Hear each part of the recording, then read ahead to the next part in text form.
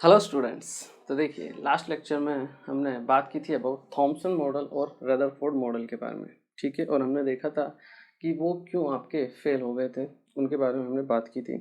Rutherford का model क्यों fail हुआ था, क्योंकि रदरफोर्ड ने बोला था कि जो इलेक्ट्रॉन्स होते हैं वो न्यूक्लियस के चारों ओर रोटेट करते रहते हैं। ठीक है, इसके अलावा उसने उनकी एनर्जी के बारे में कुछ भी नहीं बताया था और सिंपली बोल दिया था कि इलेक्ट्रॉन्स रोटेट करते रहते हैं। ठीक है, तो जब मैक्सवेल के अकॉर्डिंग जब भी कोई चार्ज पार्टिकल रोटेट करते हैं तो वो क्या करते हैं, आपका एनर्जी को लूज करते हैं। ठीक है, जिसकी वजह से एटम अनस्टेबल हो जाना चाहिए, बट रदरफोर्ड ने उनकी एनर्जी के बारे में कुछ भी नहीं बताया था। ठीक है, तो इसलिए वो वहाँ पर क्या हो गया था, आपका रॉन्ग प्रूफ हो गया था।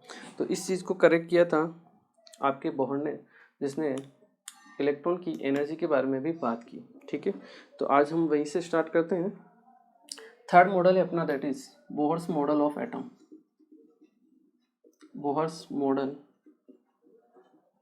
Of an atom. बोहर क्या कहता है, ठीक है। तो बोहर के अकॉर्डिंग आपका जो इलेक्ट्रॉन्स है वो न्यूक्लियस के चारों तरफ रोटेट करते हैं, बिल्कुल सही है। ठीक है, बट वो एक एनर्जी लेवल पे या एक एनर्जी शेल में रोटेट नहीं करते हैं, वो डिफरेंट डिफरेंट एनर्जी शेल में क्या करते हैं, रोटेट करते हैं आपके।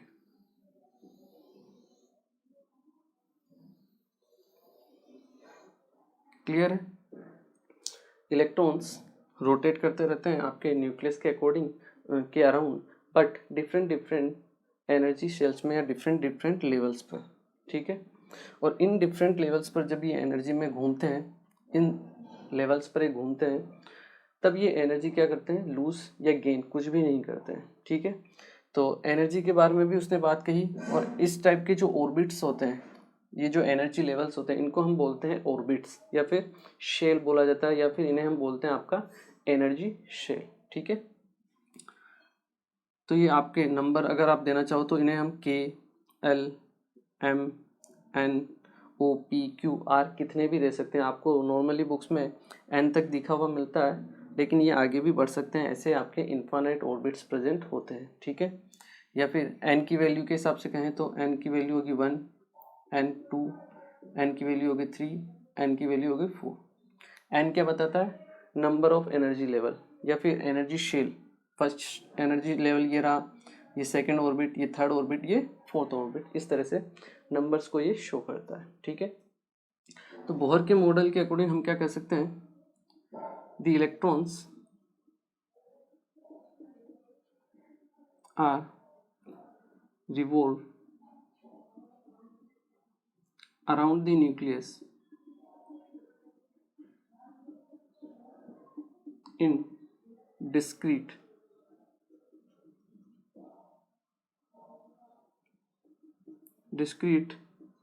energy levels, and these are known as orbits or shell, जिन्हें हम एनर्जी शेल्स भी बोल सकते हैं। इलेक्ट्रॉन्स आपके एक ही ऑर्बिट में नहीं घूमता, डिफरेंट डिफरेंट ऑर्बिट्स में घूमता रहता है। ठीक है, when an electron revolved in these discrete means different different energy level, ठीक है ना, in these discrete energy shells या फिर ऑर्बिट आप इनको बोल सकते हो, they do not emit energy, ये एनर्जी को एमिट नहीं करते। ठीक है, ये एनर्जी को कब एमिट करते हैं, जब एक लेवल से दूसरे लेवल पे जाते हैं या दूसरे लेवल से पहले वाले लेवल पे आते हैं, मतलब लोअर से अपर जाएंगे या फिर अपर से लोअर पे आते हैं, तब ये क्या करते हैं, एनर्जी का ट्रांसफॉर्मेशन करते हैं। ठीक है, एनर्जी ट्रांसफर करते हैं एक दूसरे को, या एनर्जी में चेंजेज होता है। ठीक है ना, they do not emit energy. Clear है, तो इससे जो प्रॉब्लम थी आपकी रदरफोर्ड वाली वो दूर हो जाती है, जो मैक्सवेल वाली प्रॉब्लम थी वो दूर हो जाती है, ठीक है। इसके अलावा अगर आप देखोगे, दे इमिट और absorb energy when they move from one orbit या one energy level to another energy level, ठीक है। उसके अकॉर्डिंग या तो एमिट करेंगे एनर्जी या फिर एब्जॉर्ब करेंगे। जब वो एक से दूसरे में ट्रांसफ़र होंगे, अगर वो उसी के अंदर रिवॉल्व कर रहे हैं तो कोई भी एनर्जी का लॉस होने वाला नहीं है, ठीक है। तो ये आपका बोहर मॉडल था, सिंपल। इसके कुछ और पॉइंट्स हैं कि the maximum number of electron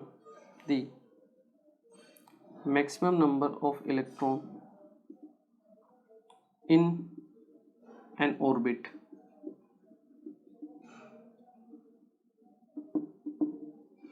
can be 2n²। Maximum electron एक ऑर्बिट में कितने हो सकते हैं? 2n²। मतलब अगर हम बात करें फर्स्ट ऑर्बिट की, जहाँ पे n की वैल्यू क्या है? 1, तो मैक्सिमम इलेक्ट्रॉन्स होंगे आपके पास, n की वैल्यू यहाँ पर 1 रखी है, 1 का स्क्वायर 1, 1 इंटू 2 दैट इज 2 होंगे। अगर हम बात करें सेकंड ऑर्बिट की, सेकंड ऑर्बिट में n की वैल्यू हो गई 2, n की वैल्यू 2 होगी तो n 2 का स्क्वायर कितना होगा? 4, 4 इंटू 2 दैट इज 8। तो सेकंड ऑर्बिट में मैक्सिमम 8 इलेक्ट्रॉन आ सकते हैं आपके पास। इसी तरह थर्ड ऑर्बिट की अगर हम बात करें, n की वैल्यू होगी 3, 3 का square 9, 9 into 2 that is 18। Third orbit में मैक्सिमम 18 इलेक्ट्रॉन आ सकते हैं। इसी तरह हम बात करें फोर्थ ऑर्बिट के लिए, तो फोर्थ ऑर्बिट के लिए n की वैल्यू हो गई 4, 4 का स्क्वायर 16, 16 इंटू 2 दैट इज 32। तो आपके फोर्थ ऑर्बिट में मैक्सिमम कितने इलेक्ट्रॉन आ सकते हैं? 32 इलेक्ट्रॉन्स आपके आ सकते हैं। तो ये कुछ पॉइंट्स थे आपके बोहर्स के जो इम्पोर्टेंट है, आपको ध्यान रखने हैं। क्लियर है? इनको एक बार आपके कीजिए, वीडियो को पॉज करके नोट कीजिए। क्लियर है? चलिए कुछ और पॉइंट्स लिखते हैं हम। अगर इसी में बात करें,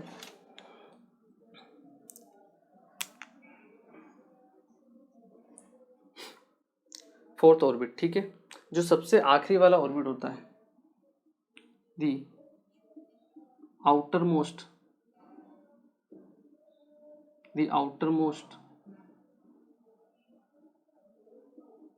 शेल भी इनको हम बोल सकते हैं। The outermost shell have maximum 8 electrons in that shell. जो आपका सबसे बाहर वाला होगा, सबसे आखिरी वाला जो शेल होता है, ठीक है, उसमें आपके कितने इलेक्ट्रॉन्स हो सकते हैं? मैक्सिमम 8 इलेक्ट्रॉन्स हो सकते हैं, ठीक है। इसके अलावा अगर हम बात करें, ठीक है ना, ये इंपॉर्टेंट चीज़ है जो आपको ध्यान रखनी है। क्लियर है? और इलेक्ट्रॉन आपके एक लेवल से दूसरे लेवल पर जाते हैं, तभी वो एनर्जी को क्या करते हैं? एब्जॉर्ब करते हैं या फिर लूज करते हैं, ठीक है। तो ये सब इम्पोर्टेंट चीज़ें हैं। इस तरह के आपके इन्फानाइट ऑर्बिट्स क्या हो सकते हैं? प्रेजेंट हो सकते हैं आपके पास, उनमें कोई दिक्कत वाली बात नहीं है। क्लियर है? चलिए, तो ये कुछ पॉइंट्स थे आपके किसके रिगार्डिंग? बोहर्स के रिगार्डिंग, ठीक है। इसके बाद जो नेक्स्ट टर्म आता है दैट इज वैलेंसी। वैलेंसी क्या होती है उसके बारे में हम बात करते हैं। आई होप ये आप लोगों ने नोट कर लिया होगा। चलिए नेक्स्ट हम बात करते हैं वैलेंसी के बारे में।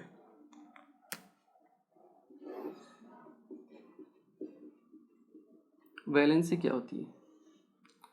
वैलेंसी का मीनिंग है कि जब भी आपके पास एक मॉलिक्यूल या कंपाउंड फॉर्म होता है तो वो दो एटम्स या दो आपके एलिमेंट्स जो होते हैं डिफरेंट डिफरेंट उनसे मिलके बनता है। जैसे वाटर बनेगा आपका तो वो हाइड्रोजन और ऑक्सीजन से मिलकर बनेगा। H2S आपके पास फॉर्म होता है तो वो हाइड्रोजन और सल्फर से मिलकर बनेगा।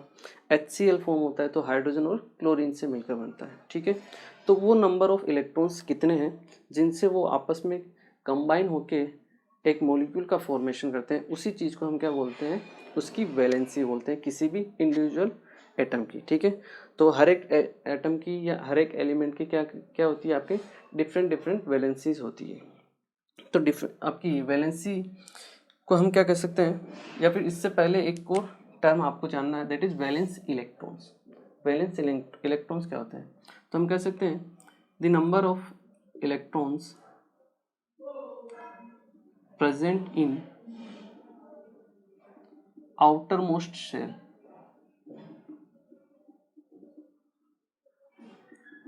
is known as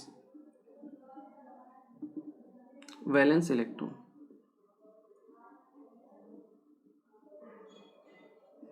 ठीक है, आपके आउटर मोस्ट शेल में कितने इलेक्ट्रॉन प्रेजेंट है उसे हम क्या बोलते हैं, उसका वैलेंस इलेक्ट्रॉन बोलते हैं। और मैक्सिमम कितने हो सकते हैं, 8। ठीक है, तो देखिए वैलेंस इलेक्ट्रॉन। ठीक है,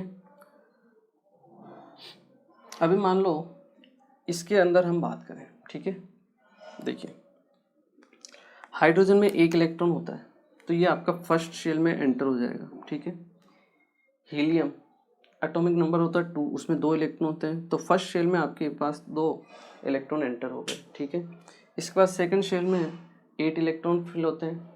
या आपके पास लिथियम अगर आ गया आपके पास तो थर्ड इलेक्ट्रॉन यहाँ चला गया।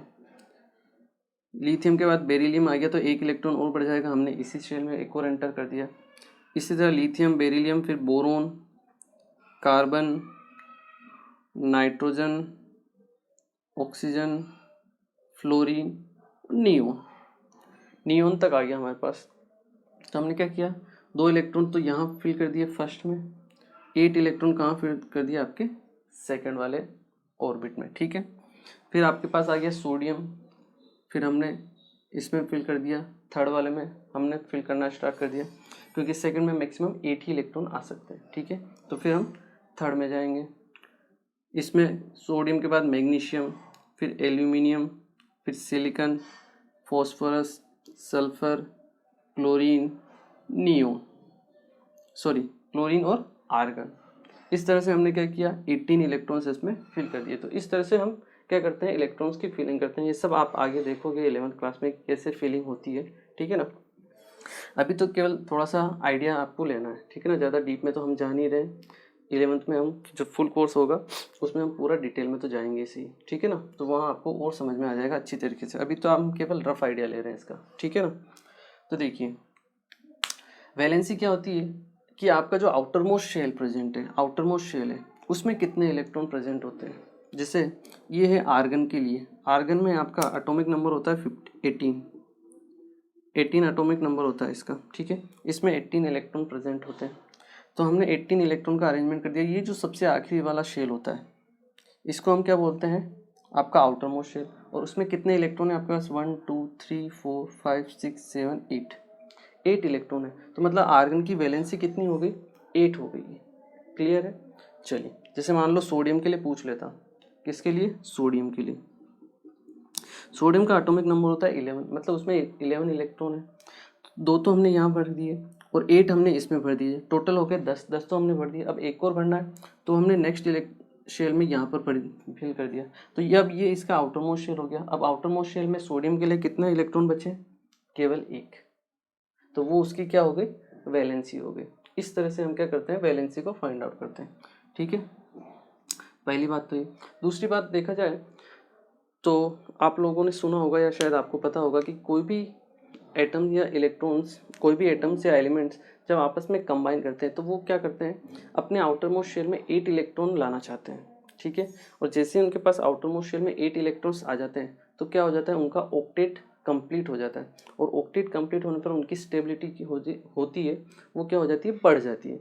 इसलिए हर एक एलिमेंट क्या चाहता है, अपने ऑक्टेट को कंप्लीट करना चाहता है, चाहे वो इलेक्ट्रॉन को लूज करे या गेन करे या फिर शेयरिंग में पार्टिसिपेशन करे, किसी ना किसी तरीके से वो क्या चाहता है कि उसका ऑक्टेट कंप्लीट हो जाए ताकि वो स्टेबल हो जाए। ठीक है, तो वैलेंसी के बारे में हम कहें तो वैलेंसी के बारे में हम क्या कह सकते हैं, the combining capacity of an element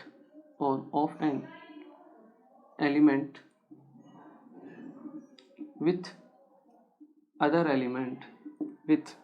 element to form a molecule। उसकी जो कंबाइनिंग कैपेसिटी होती है उसी को हम क्या बोलते हैं, वैलेंसी बोलते हैं। The combining capacity of an element with other element to form a molecule. ठीक है, and in such a way that it completes its octet, कि वो उसका ऑक्टेट कंप्लीट कर सके। ठीक है,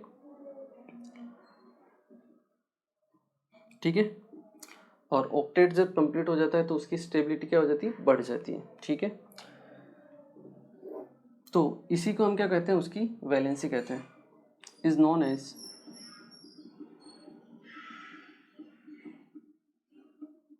इट्स वैलेंसी। क्लियर, तो उसी को हम क्या बोलते हैं, उसकी वैलेंसी बोलते हैं। जैसे अभी मैंने बताया आपको सोडियम के लिए Na+ या फिर सोडियम के लिए अगर हम बात करें वैलेंसी कितनी होगी, +1 होगी। ठीक है, इसी तरह मैं आपको पूछूं मैग्नीशियम के लिए, सोडियम के आगे आता है मैग्नीशियम, उसकी वैलेंसी कितनी होगी, तो मैग्नीशियम का एटॉमिक नंबर होता है 12 मतलब 2 इसमें फिल हो गए, 8 इसमें फिल हो गए, 10 तो फिल हो गए। अब अपने को 2 इलेक्ट्रॉन और फिल करने, तो वो थर्ड शेल में जाएंगे, तो एक इलेक्ट्रॉन ने यहाँ फिल कर दिया, एक इलेक्ट्रॉन यहाँ फिल कर दिया। तब ये आउटर मोस्ट शेल है, आउटर मोस्ट शेल मतलब सबसे आखिरी वाला, बाहर वाला, यही है जिसमें इलेक्ट्रॉन प्रेजेंट है। ऐसा नहीं कि ये आउटर मोस्ट शेल है, आउटर मोस्ट शेल वो होता है जिसमें आखिरी वाले में इलेक्ट्रॉन प्रेजेंट होना चाहिए। ठीक है ना, तो इसमें 2 इलेक्ट्रॉन प्रेजेंट है, तो मैग्नीशियम की वैलेंसी कितनी होगी, 2। ठीक है, क्योंकि ये 2 इलेक्ट्रॉन अगर इसमें से निकल जाते हैं तो इसके आउटर मोस्ट शेल ये बन जाएगा और उसमें कितने इलेक्ट्रॉन होंगे, 8। कितने इलेक्ट्रॉन बच जाएंगे, 8 इलेक्ट्रॉन, मतलब इसका ऑक्टेट कंप्लीट हो जाएगा। तो इसको क्या चाहिए, 2 इलेक्ट्रॉन ये लूज करे। जैसे 2 इलेक्ट्रॉन लूज करेगा इसके ऊपर +2 का चार्ज आ जाएगा, और +2 का चार्ज आएगा मतलब उसकी वैलेंसी कितनी हो गई, 2 हो गई। ठीक है, इसी तरह एल्यूमिनियम की अगर हम बात करें उसकी वैलेंसी कितनी होगी, एल्यूमिनियम का एटॉमिक नंबर होता है 13 मतलब 13 इलेक्ट्रॉन हो गए, 2 + 8 10, तो यही हो गए। अब 1 2 एक और हमने फिल कर दिया, तो आउटर मोस्ट शेल में 3 इलेक्ट्रॉन हो गए, इसकी वैलेंसी कितनी हो गई, 3 हो गई। वैलेंसी का मतलब है कितने इलेक्ट्रॉन को एक्सचेंज करके मॉलिक्यूल फॉर्म कर सकता है। ठीक है, अब एल्यूमिनियम अपने तीनों इलेक्ट्रॉन को अगर लूज कर दे तो इसके आउटर मोस्ट शेल में 8 इलेक्ट्रॉन बच जाएंगे और इसका ऑक्टेट क्या हो जाएगा, कंप्लीट हो जाएगा। तो ये 3 इलेक्ट्रॉन को लूज करके क्या बना सकता है, मॉलिक्यूल फॉर्म कर सकता है, अपना ऑक्टेट भी कंप्लीट कर सकता है। तो इसकी वैलेंसी कितनी हो गई, 3 हो गई। ठीक है, सेम इसी तरीके से अगर हम बात करें फ्लोरीन की अगर हम बात करें इसकी वैलेंसी कितनी होगी, तो फ्लोरीन का एटॉमिक नंबर आई होप आप लोगों को पता होगा कितना होता है, 9। ठीक है, तो 2 तो इसमें हमने फिल कर दिए, फिर 3 4 5 6 7 8 9 तक यहाँ हो गए। अब इसमें एक इलेक्ट्रॉन की जगह और है, क्योंकि जैसे 10 होंगे इसका ऑक्टेट कंप्लीट हो जाएगा, इसमें 8 इलेक्ट्रॉन आ जाएंगे आउटर मोस्ट में। तो या तो ये 7 इलेक्ट्रॉन को लूज करे या फिर क्या करे, एक इलेक्ट्रॉन को गेन कर ले। अब 7 इलेक्ट्रॉन को लूज करना थोड़ा डिफिकल्ट टास्क होता है, जबकि एक इलेक्ट्रॉन को गेन करना क्या होता है, ईजी होता है। तो ये एक इलेक्ट्रॉन को गेन कर लेता है, मतलब इसके ऊपर चार्ज आ जाता है, माइनस का चार्ज आ जाता है। तो इसकी वैलेंसी कितनी हो गई आपकी, 1 हो गई। वैसे चार्ज के हिसाब से लिखे तो -1 लिख देते हैं। ठीक है, कोई दिक्कत वाली बात नहीं उसमें, प्लस माइनस में चार्ज -1 हो जाएगा उसके ऊपर। फ्लोरीन के ऊपर चार्ज कितना हो जाएगा, -1, इस तरीके से। जबकि सोडियम पे कितना था, Na+1। +1 का मतलब क्या है, +1 का मतलब ये है कि इसने एक इलेक्ट्रॉन लूज किया और अपना ऑक्टेट कंप्लीट किया। माइनस का मतलब क्या है, इसने एक इलेक्ट्रॉन गेन किया और अपना ऑक्टेट कंप्लीट किया, इसलिए हम इसके ऊपर चार्ज लिखते हैं -1। तो वैलेंसी कितनी होगी, -1। इसी तरह अगर मैं आपको पूछूं ऑक्सीजन, उसकी वैलेंसी कितनी होगी, तो ऑक्सीजन के वैलेंस आपके एटॉमिक नंबर होता है 8, ठीक है। 8 इलेक्ट्रॉन उसके पास प्रेजेंट है, तो 2 तो आपने इसमें फिल कर दिए, 3 4 5 6 7 8। अब इसको ऑक्टेट कंप्लीट करने के लिए 1 और 2 इलेक्ट्रॉन की जरूरत है। अब या तो ये 6 इलेक्ट्रॉन लूज करे या फिर 2 इलेक्ट्रॉन गेन करे, तो ऑक्सीजन क्या करता है, 2 इलेक्ट्रॉन गेन करता है, तो इसकी वैलेंसी कितनी हो गई, -2, और उस पर चार्ज कितना आ जाता है, -2 का चार्ज आ जाता है। सेम इसी तरह से मैग्नीशियम पे चार्ज कितना आता है, +2 का, एल्यूमिनियम पे चार्ज कितना आता है, +3 का। तो ये होती है वैलेंसी और कैसे हम उनके ऊपर चार्ज को डिफाइन करते हैं, ठीक है ना। हो सकता है थोड़ा सा डिफिकल्ट लगे आपको, ऐसा कोई दिक्कत वाली बात नहीं है, हम 11th में फिर से पढ़ेंगे इसको, अभी केवल रफ आइडिया में आपको इसको दे रहा हूँ, ठीक है ना। तो ईजिली ऐसे आपको, आई होप थोड़ा सा आपने अगर नोटबुक को पढ़ा होगा एनसीईआरटी को, तो आपको बिल्कुल ईजी समझ में आ जाएगा, ठीक है। एक बार फिर से आप क्या कीजिए, एनसीईआरटी को पढ़िएगा, तो आपको और अच्छे से क्या आएगा, ये समझ में आएगा, ठीक है। चलिए, तो ये होती है आपके पास वैलेंसी, ठीक है। और ये आपके जो भी एटम्स हैं, एलिमेंट्स हैं, वो क्या करना चाहते हैं, अपने ऑक्टेट को कंप्लीट करना चाहते हैं बाय गेनिंग, लूजिंग और शेयरिंग ऑफ इलेक्ट्रॉन, ठीक है। चलिए, इसको आप एक बार नोट कर लीजिए, फिर हम देखते हैं कि हम फॉर्मूला कैसे कंपाउंड, किसी भी कंपाउंड का फॉर्मूला कैसे बनाते हैं, ठीक है। वो वैलेंसी की हेल्प से ही बनाते हैं, तो वो कैसे बनाते हैं हम उसके बारे में बात करते हैं। एक बार आप इसे नोट कीजिए। चलिए, तो आई थिंक ये आप लोगों को समझ में आ गया होगा, ठीक है ना। बाकी सब इनके बारे में, डिटेल्स के बारे में, बोहर मॉडल अभी बहुत बड़ा मॉडल है आपका ये सब हम पढ़ेंगे आपके 11th क्लास में, ठीक है ना।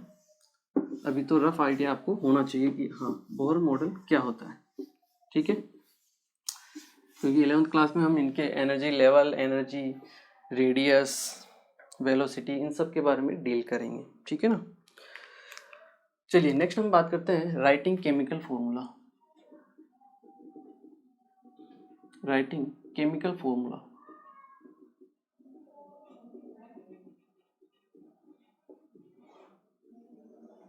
कि कैसे हम किसी भी कंपाउंड का केमिकल फॉर्मूला बनाते हैं, ठीक है।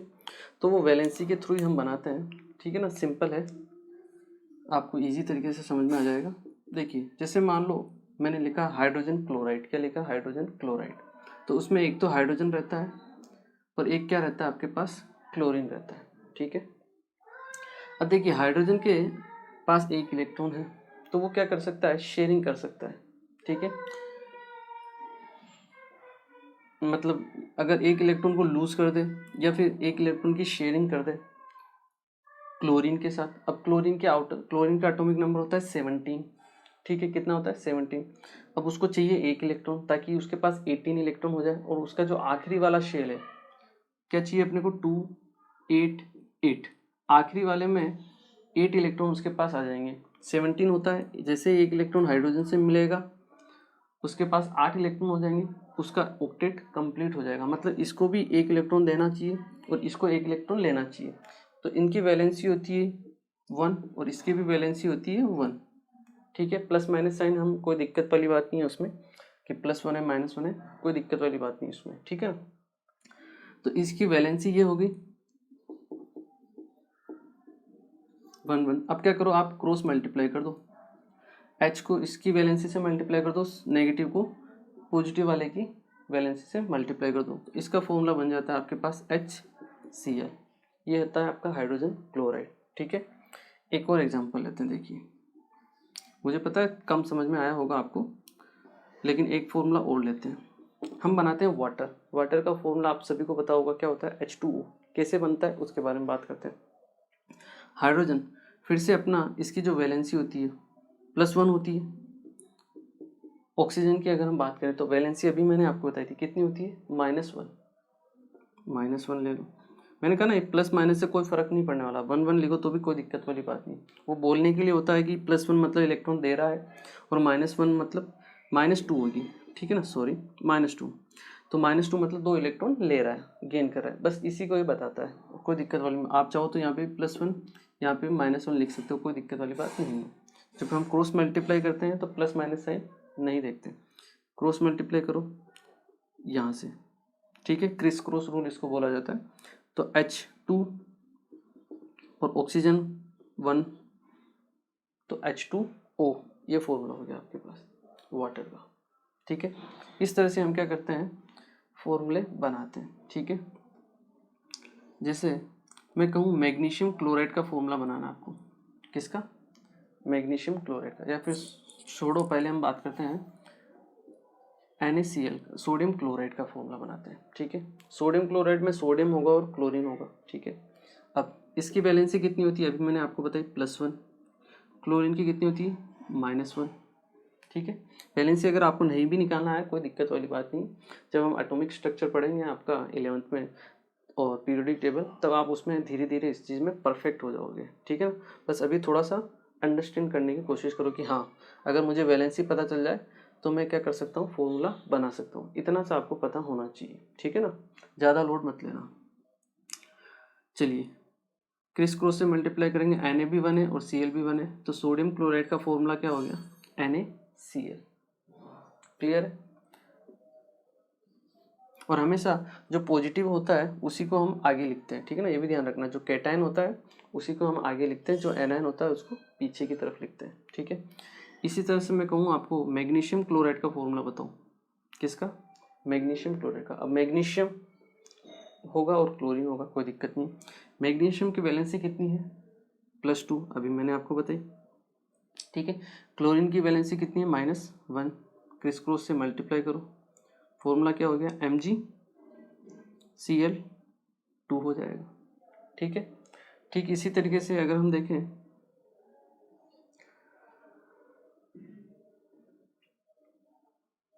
अमोनियम क्लोराइड, अब कुछ सोल्ट वगैरह आ जाते हैं तो वो थोड़ा सा आपको क्या है, थोड़े ध्यान रखने पड़ेंगे, आप चलते चलते मतलब सीख जाओगे, ठीक है ना। जैसे मैं कहूँ कैल्शियम हाइड्रोक्साइड या फिर मैग्नीशियम हाइड्रोक्साइड, मैग्नीशियम हाइड्रोक्साइड में एक तो मैग्नीशियम होता है, एक होता है हाइड्रोक्साइड, इसको बोलते हैं हाइड्रोक्साइड, ठीक है। तो मैग्नीशियम +2 होता है और OH होता है -1 में, ठीक है। ये थोड़ी बहुत ध्यान रखना पड़ेगा, चिंता मत करो कि ये OH -1 कहाँ से है, वो सब आपको पता चल जाएगा आगे की क्लास में, ठीक है ना। अभी तो जो है उसको एक बार थोड़ा सा देख लो कि हाँ चलो ऐसा होता है, ठीक है। मल्टीप्लाई करो तो क्या आ जाएगा, MgOH whole twice, magnesium hydroxide का फॉर्मूला इस तरह से बन जाएगा, ठीक है। इस तरह से मैं फॉर्मूला बनाना सिखा रहा हूँ आपको, तो ठीक है। जैसे अमोनियम सल्फेट का आपको बनाना है, अमोनियम सल्फेट, अब आपको नहीं पता है सल्फेट क्या होता है तो मैं बता रहा हूँ आपको, ठीक है ना। ये होता है अमोनियम, ये होता है सल्फेट। अमोनियम पे चार्ज होता है +1, सल्फेट पे होता है -2, क्लियर है। इनको हम क्रिस क्रॉस से मल्टीप्लाई करते हैं तो ये बन जाएगा NH4 होल ट्वाइस SO4। ये हायर लेवल के हैं, मैं पहले बोल रहा हूँ आपको, अभी नहीं आएंगे समझ में आपके, कोई दिक्कत नहीं है, देख लो और छोड़ दो और आगे बढ़ो, ठीक है ना। ये हम 11th में आराम से सीख जाएंगे कि अमोनियम क्या होता है, सल्फेट क्या होता है। इसी तरह से मैं आपको बताऊँ एल्यूमिनियम हाइड्रोक्साइड का, अगर मैं आपको कहूँ फॉर्मूला बनाऊँ तो क्या आप बना सकते हो, एल्यूमिनियम हाइड्रोक्साइड को आप बना सकते हो, तो वीडियो को पॉज करो और बनाइए, फिर हम चेक करते हैं कि आप बना सकते हो या नहीं बना सकते हो। अमोनियम में कुछ और आपको फॉर्मूले देता हूँ, देखिए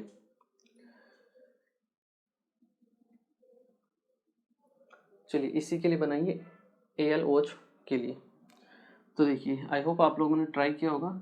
एल्यूमिनियम की वैलेंसी +3 होती है, OH की मैंने अभी आपको बताया कितनी, -1।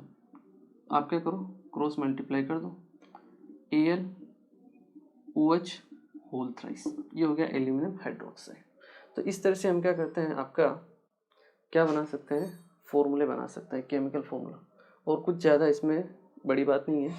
हाँ ये थोड़े बहुत हैं सोल्ट वाले, ये आपको नहीं पता है, कोई दिक्कत वाली बात नहीं, आगे पढ़ोगे सीख जाओगे, क्लियर है। तो ज़्यादा लोड नहीं लेना है, सिंपल देखो कि हाँ इस तरह से बनाते हैं, बनाना आना चाहिए। जब वैलेंसी पता चल जाएगी तब आप क्या कर सकते हो, बना सकते हो, बस इतना हो जाना चाहिए कि हाँ इस तरीके से बनाते हैं।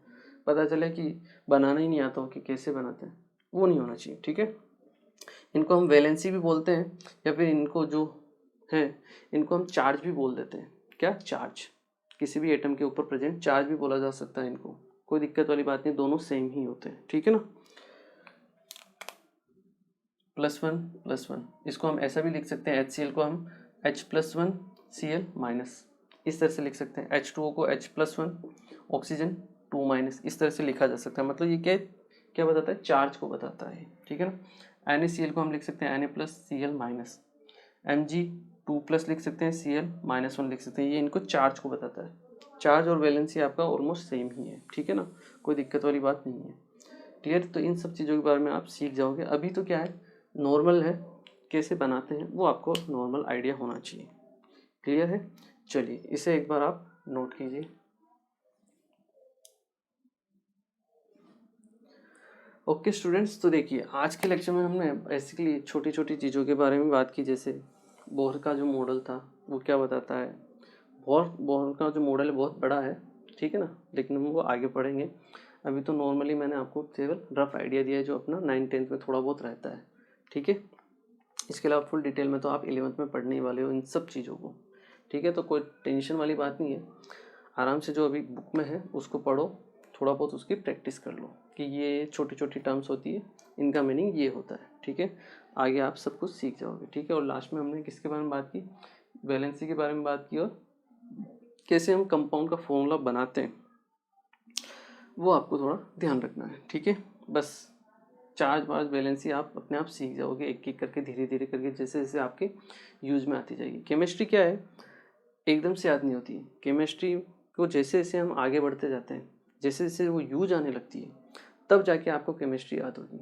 आप सोचो कि मैं एक दिन बैठ के पढ़ लूँ, सब रट लूँ, सारे एटम की वैलेंसी निकाल लूँ, याद कर लूँ, इस तरह से केमिस्ट्री को नहीं पढ़ा जाता है। केमिस्ट्री को बार बार रिपीट किया जाता है, और बार बार रिपीट करने से ही वो आपको याद होती है, और अच्छे से समझ में आती है एग्जाम्पल से ही। इन 10 या 5-7 एग्जाम्पल से आपको समझ में नहीं आएगा वैलेंसी क्या है, चार्ज क्या है, कैसे निकालते हैं। नहीं, जब हम पढ़ेंगे आगे तब आपको अलग अलग टाइप के एलिमेंट्स मिलेंगे, कंपाउंड्स मिलेंगे, तो आप जब उनमें आप ढूंढोगे, चेक करोगे, फाइंड आउट करोगे, तब आपको ये सब चीज़ें बिल्कुल ईजी लगने लगेगी, नॉर्मल लगने लगेगी, ठीक है ना। तो कोई दिक्कत नहीं है, घबराने की कोई बात नहीं है। जो पढ़ा है उसको एक बार थोड़ा पढ़ो, रिवीजन करो। NCERT की बुक है आपके पास तो उसको भी पढ़ो, ठीक है ना, कोई दिक्कत वाली बात नहीं है, ठीक है। चलिए मिलते हैं फिर अपने नेक्स्ट लेक्चर में, ठीक है। Thank you very much.